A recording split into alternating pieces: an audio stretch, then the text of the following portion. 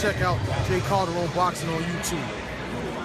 What's up, y'all? It's your boy, Calderon, Stand Clear Entertainment, and we're about to get into this week's boxing talk. This Saturday, March the 31st, it is an all-out heavyweight showdown between WBA and IBF heavyweight champion Anthony Joshua from England taking on WBO undefeated heavyweight champion Joseph Parker. This is a title unification to bring 3 of the world heavyweight titles together and to bring us one step closer to an undisputed heavyweight champion. Now, Joseph Parker and Anthony Joshua are 2 undefeated young heavyweights that are very good, talented fighters at the top of their game, looking to clash this weekend, and it's going to be a very interesting fight. It's one that I can't wait for. Very excited for this fight because Anthony Joshua is one of my favorite heavyweights out there right now, and Joseph Parker, I've been watching him come up. I like him. He's a good, solid heavyweight, a little bit smaller than Anthony Joshua,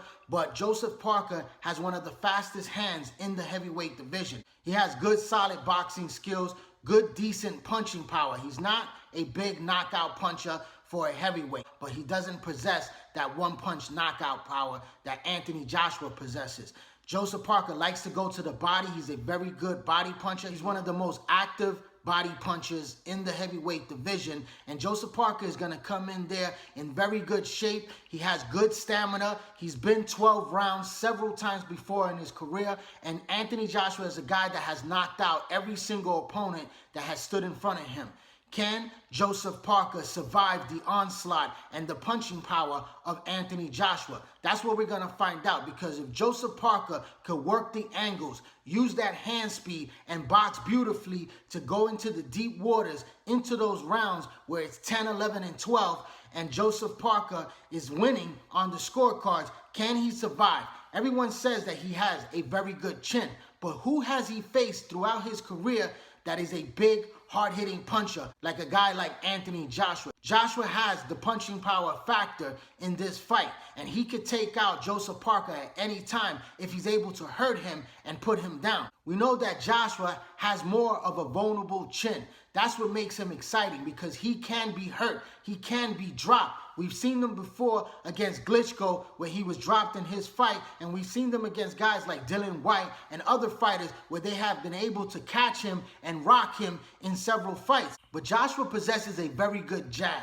He controls the fight with that jab. He moves well for a big heavyweight. He has good speed on his punches. He puts combinations together, and he has that big left hook and that straight right hand that puts his opponents down at any moment. So can Joseph Parker, who is an underdog in this fight, really shock the world and change the landscape of the heavyweight division? We saw a guy like Deontay Wilder who took on his best opponent of his career in Luis Ortiz, and that was a great heavyweight fight. That was an all-out show of heart and determination, and we saw when Luis Ortiz had Deontay Wilder badly hurt in that 7th round where he was in big trouble, and that fight was very close to being stopped. If this fight would have took place in the UK, these referees overseas would have stopped that fight in that round. But we know that in the US, referees like to let the fighters fight and survive and try to get through those rounds. And that's what was able to happen for a guy like Deontay Wilder, who was able to survive and come back and win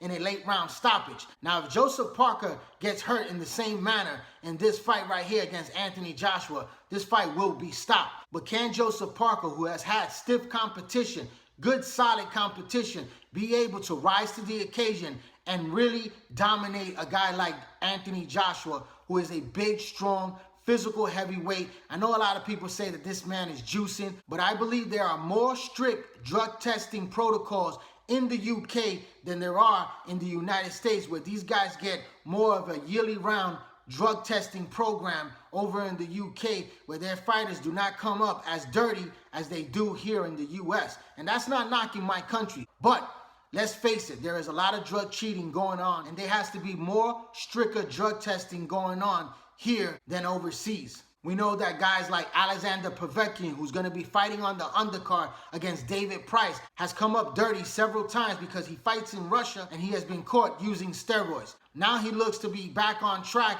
and hopefully clean for this fight. And I believe that he's going to walk right through a guy like David Price, who is being offered a great big opportunity in a very big fight to get his career back on track. David Price is a big heavyweight, a strong heavyweight, but he has a very weak chin. We've seen him stopped and knocked out several times before in his career. So this is a great opportunity that his promoter is presenting to him in order to be able to get in line for a title shot, because Alexander Povetkin is up next for a title shot against Anthony Joshua. If he could get through this fight, which most likely he will, and he will get that title shot before the end of the year against Anthony Joshua. And that's a great matchup right there. Get through Joseph Parker first and then take on a guy like Alexander Povetkin. Or does the fight finally happen between Deontay Wilder and Anthony Joshua? This is what we're going to have to wait and see. We know that both camps have been talking back and forth, light negotiations. And this is the fight that the fight fans really want to see. But is it going to really happen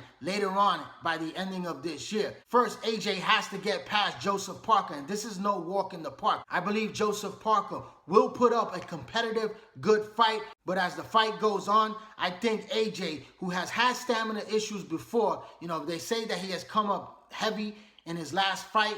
And I believe that in this fight, he will be coming in a little bit lighter, but he has that muscle mass, and hopefully he's in better shape in this fight where he could perform a lot better and pull off a spectacular knockout victory and beat a guy like Joseph Parker to capture that WBO heavyweight title and unify those 3 belts and then move on to a bigger fight, perhaps against Deontay Wilder. But I believe Wilder will have a mandatory setup between the WBC, who will order him to fight Dillian Whyte, who also fought this past weekend in a very big fight to get him a lot closer to that world title shot, as he holds a WBC silver heavyweight title, and he took on former world champion, undefeated Lucas Browne. This was a very big fight matchup. A lot of people are calling Lucas Browne a bum, saying that he was overweight, and probably he was not in the best shape that he's been in his career.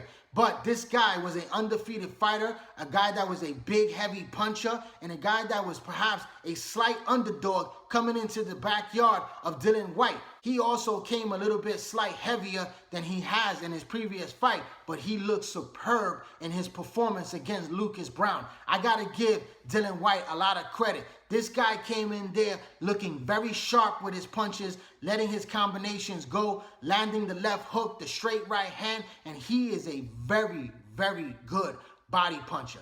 They don't call him the body snatcher for no reason. This guy has the best body work that I've seen in a heavyweight in a very long time. The way he was executing those body shots, ripping those shots to the liver. I mean, it was a beautiful art form watching Dillian Whyte in there, hitting the body of Lucas Browne and setting up those shots. We saw early on in the first round where Lucas suffered a cut, and that was a very big factor in this fight because the blood was flowing into the eyes of Lucas Browne. He didn't see a lot of those shots coming from Dillian Whyte, and Whyte was the more quicker of the two. Lucas was missing a lot of those shots. He couldn't land cleanly. He looked slow in there, and Whyte was just teeing off and picking his man apart, really just systematically breaking Lucas Browne down. And in the middle of the fight, he landed a perfect left hook that just sent Lucas Browne crashing into the canvas, and he was knocked out cold. It was a spectacular highlight reel knockout that will definitely go down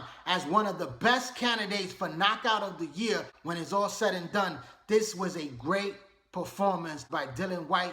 I tip my hats off to him, perhaps the best performance that I've seen throughout his career, and that puts him a lot closer to a shot against Deontay Wilder. He called out Deontay Wilder for a fight this summer. He wants to take on the challenge. Is he willing to go over to the United States to take on that challenge? We don't know. We know that Eddie Hearns, his promoter, has offered a very big payday to Deontay Wilder to come over to the UK and face him in his backyard and to get that exposure to put him on the big stage in the UK for a bigger fight against Anthony Joshua later on in the year, because the money that's on the table is a much bigger payday than what he got for Luis Ortiz. So is it enough for him to take the risk and come over to the United Kingdom to take on a guy like Dillian Whyte, which is a guy that I believe that he can knock out and win that fight, but it's also a risk factor to go over there and fight a guy that possesses good punching power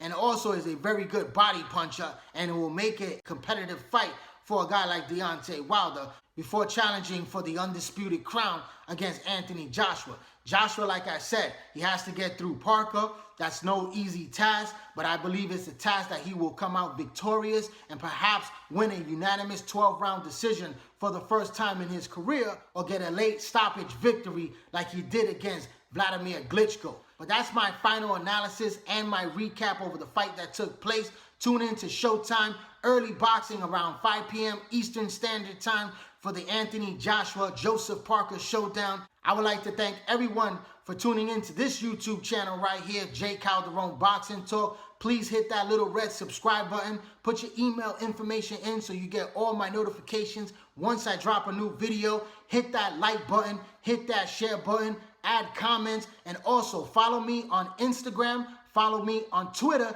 and join the Facebook boxing group page, all under the same name, J. Calderon Boxing Talk. I'm J. Calderon, Stan Clear Entertainment. Thanks for your support, keep watching, and please subscribe.